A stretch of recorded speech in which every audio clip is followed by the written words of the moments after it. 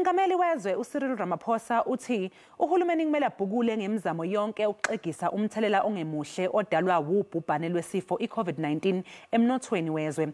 Wathi ingqalasizinda yezempilo kumele ibe sezingeni elifanele khona lempi izonqobeka. UMengameli Ramaphosa ukusho lokhu ngenkathi ememezela isamba semali esingamabhiliyoni angama500 samarandi esetshenziselwa izinto ezimqoka ezehlukene njengoba kuvala ukusebenza kwezinye izinhlaka zezwe.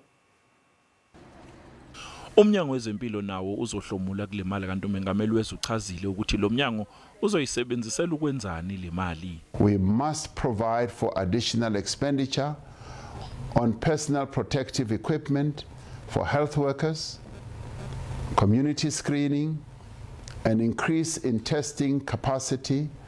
Omasipala nabo basalanga ngaphandle kanti kulindeleke nokuthi bahlinzeke laba abahlala emgwaqeni ngokuya ngasethunjini. Additional funding of 20 billion rand will therefore be made available to municipalities for the provision of emergency water supply, increased sanitation for public transport as well, and other facilities.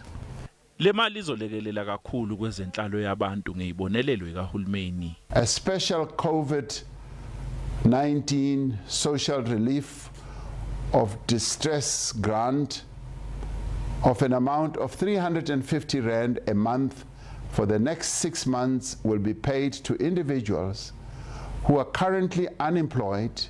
Kunamabhiliyoni amarandi okubhekeke ukuthi elekelela umphakathi ukuze uxoshe ikati eziko. Child support grants beneficiaries will receive an extra 300 rand in May, and from June to October they will receive an additional 500 rand each month. UMengameli wezwe uthe kumele kuqiniswe kakhulu ingqalasizinda yezempilo ukuze ikwazi ukubhekana nalesifo kusinde nabantu kanti kulindeleke ukuthi aphinde akhulume nezwe futhi kusasa. Ibhange lomhlaba, iIMF, ibhange leBRICS, iAfrican Development Bank kanye neUIF njengamanje basebenzisana nehhovisi likaMgcini mafa ukuze kutholakale le mali. UMengameli kusasa uzomemezela nenguquko ohlelweni lo lockdown. We shall recover, we shall overcome, and we shall prosper. May God bless South Africa and protect her people. I thank you. NguKhalvin Dludla, wezindaba ze SABC.